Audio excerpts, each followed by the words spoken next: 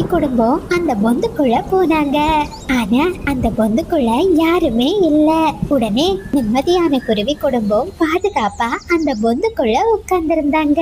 அந்த நேரத்துல திடீர்னு அந்த இடத்துக்கு ஒரு பாம்பு ஒண்ணு வந்துச்சு.